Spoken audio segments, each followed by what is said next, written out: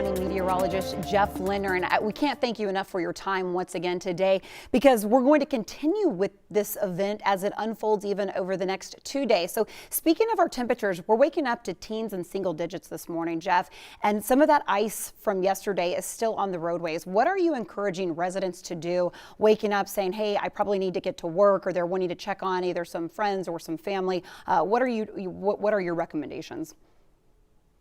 Yeah, the messaging this morning continues to be exactly as it has been. Stay where you're at. I know that's difficult, especially for those without power and how cold is getting in some of these homes. But the roads continue to be in a dangerous situation with the black ice. So all of that water we had that melted yesterday has refroze overnight, and so there's layers of ice out there on the side streets and even the freeways, main lanes, and the bridges and overpasses. So especially this morning, be cautious and stay where you're at, and then tonight, starting at 6 o'clock with the new winter storm coming in and the potential for freezing rain, we're asking everybody to, again, stay where they're at starting at 6 p.m. tonight after this afternoon.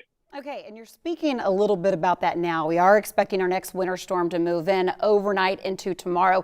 Can you give us a little bit of a rundown from your expectations of how you're expecting that to impact some residents, areas north in town, and break down maybe some of the ice or freezing rain that we're expecting here over the next 24 to 36 hours? Yeah, we're definitely looking at areas mainly to the north of US 59 this time. So the coastal areas look like they'll escape the freezing rain and just have plain old rain. But areas along and north of 59, that is where we expect freezing rain and ice. So again, bridges and overpasses will become problems. And this time, with that freezing rain that coats everything with that layer of ice, we could see trees and power lines become involved. So the first round we had back on Sunday night and Monday, we did not have a lot of issues with the trees and the power lines because we went over the sleet.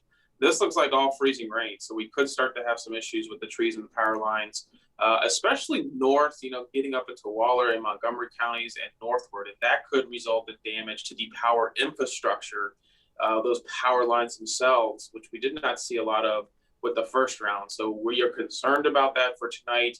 And again, the further north you get tonight and into tomorrow morning, travel will become very, very dangerous, if not impossible. Oh yeah, another 1/10 to 2/10 of an inch of ice. Jeff Lindner, thank you so much. Always a voice of reason during hurricanes, and now we're talking winter storms. All right, let's get to the